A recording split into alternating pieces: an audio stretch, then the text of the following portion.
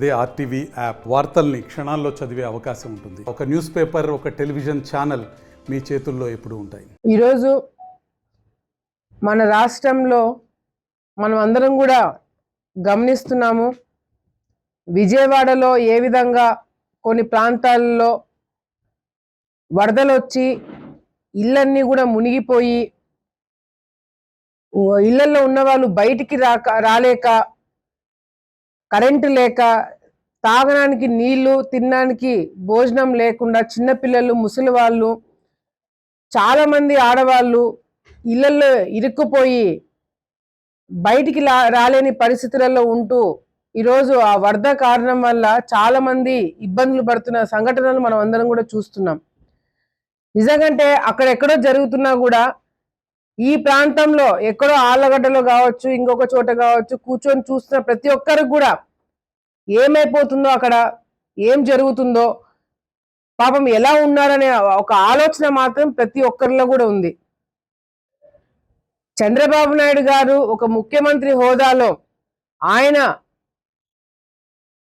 అర్ధరాత్రి కూడా బోట్లో తిరుగుతూ ప్రజలకి భరోసా ఇస్తూ, ఒక నమ్మకాన్ని ఇస్తూ, అధికారులందరినీ కూడా పరిగెత్తిస్తూ, వేరే ప్రాంతంలో ఉన్న అధికారులను కూడా డ్యూటీ ఆ ప్రాంతంలో వేసి,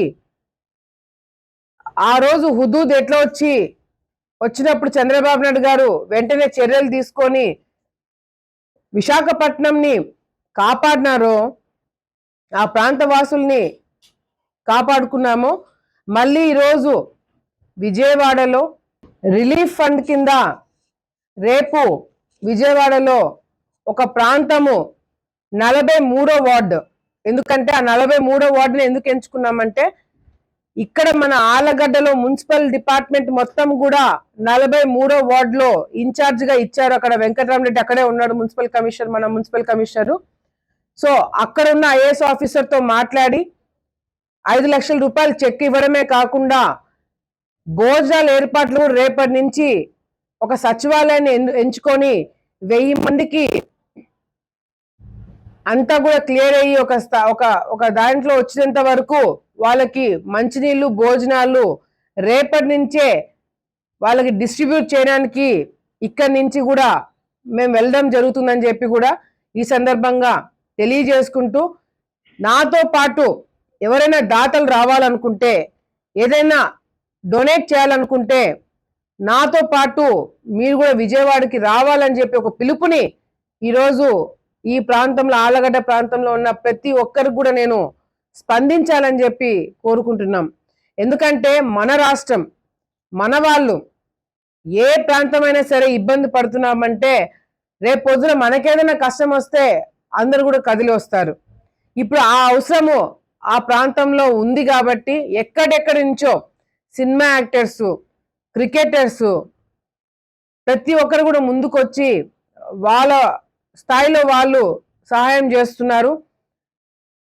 మా వంతు నేను కూడా మరి ట్రస్ట్ తరపు నుంచి ఒక 5 లక్షల రూపాయలు మా కుటుంబం తరపు నుంచి, ట్రస్ట్ తరపు నుంచి కూడా విజయవాడలో ఇబ్బందులు పడే వాళ్ళకి రిలీఫ్ ఫండ్ కింద ఇవ్వడం జరుగుతుందని చెప్పి కూడా సందర్భంగా తెలియజేసుకుంటూ, ఈ వరదలు ఇవన్నీ కూడా ఒకసారి మనం గమనించాలా. మన ప్రాంతంలో కూడా ఎక్కడైతే ఈ కేసీ కెనాల్, తెలుగు గంగ ఇటువంటి కెనాల్స్ ఉన్న దగ్గర ఎంక్రోచ్మెంట్స్ చేసుకొని దాన్ని ఆక్రమించుకొని, ఆ కాలువలను ఆక్రమించుకొని దాని మీద మనం బిల్డింగ్లు కానీ ఇంకోటి కానీ వ్యాపారాలు కానీ చేసుకుంటే రేపు పొద్దున ఈ విధంగా వర్షాలు ఎక్కువైనప్పుడు, వరదలు ఎక్కువైనప్పుడు దీనివల్ల, ఈ ఎంక్రోచ్మెంట్స్ వల్ల ఇంకా ఇబ్బందులు పడతాము. అది గ్రహించాలి మనమందరం కూడా అని చెప్పి ఈ సందర్భంగా తెలియజేసుకుంటూ, దేనికైనా ఒక పద్ధతి ఉంటుంది. ఈరోజు ఆలగడ్డ ప్రాంతంలో కూడా ప్రతి ఒక్కరు కూడా నేను ఒకటే తెలియజేసుకుంటున్నా, ఆ పార్టీలకు అతీతంగా మీరు ఏ పార్టీ అయినా, ఏ వర్గమైనా కావచ్చు, ఈ 2 దానిల మీద మాత్రం మనం చాలా సీరియస్ గా ఉంటామని చెప్పి కూడా సందర్భంగా మరొకసారి మీకు తెలియజేసుకుంటూ, ఎక్కడైనా కేసీ కెనాల్, తెలుగు గంగ, కుందు ఈ 3 ప్రాజెక్టుల మీద ఏదైనా ఎంక్రోచ్మెంట్లు ఏదైనా మీరు కట్టుకున్నా, దాన్ని పూడ్చినా, ఏమన్నా చేసినా గ్రామ స్థాయిలో నుంచి చెప్తున్నాను, మీరు వెంటనే తొలగించుకోండి. మీ కొద్దీ మీరే తొలగించుకోండి. ఎందుకంటే అధికారులు రాబోతున్నారు. మీరు కెనాల్ మీద, కాలువల మీద ఏదైనా కట్టినా, కాలువలను బూడ్చినా వెంటనే దాన్ని తొలగించడం జరుగుతుంది. కాబట్టి ముందస్తుగానే మీ అందరికి కూడా నేను తెలియజేసుకుంటూ, ఇటువంటి ముప్పు మళ్ళీ రాకుండా మన ప్రాంతంలో కూడా రావడానికి చాలా అవకాశాలు ఉన్నాయి.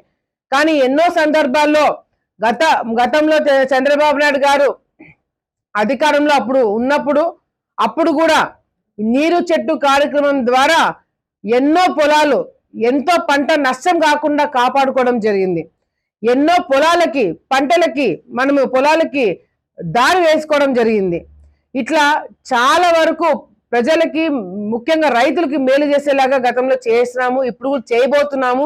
చేయడానికి అందరూ కూడా సహకరించాలి. ముఖ్యంగా మీడియా మిత్రుల ద్వారా నేను ఒకటే తెలియజేసుకుంటున్నా, రైతులకి మీరు పడిన ఇబ్బందులు, కష్టాలు గత 5 సంవత్సరాలు మళ్ళీ మీరు రాకుండా మీరు చూసుకునే బాధ్యత మా అందరి మీద ఉంది. ఏ నిర్ణయం తీసుకున్నా మీకోసం తీసుకుంటామని చెప్పి ఈ సందర్భంగా తెలియజేసుకుంటూ, ఆలగడ్డ ప్రాంతంలో కావచ్చు, నంద్యాల ప్రాంతంలో కావచ్చు, ఎవరైనా విజయవాడలో ఉన్న ఇబ్బందులు పడుతున్న వాళ్ళకి ఏదైనా సహాయం చేయాలనుకుంటే నాతో పాటు కదిలి రండి. నేను రేపు వెళ్తున్న విజయవాడకి. మీరు ఏం సహాయం చేస్తారో ఆ డబ్బులు కానీ, చెక్ కానీ మీరు రెడీగా పెట్టుకోండి.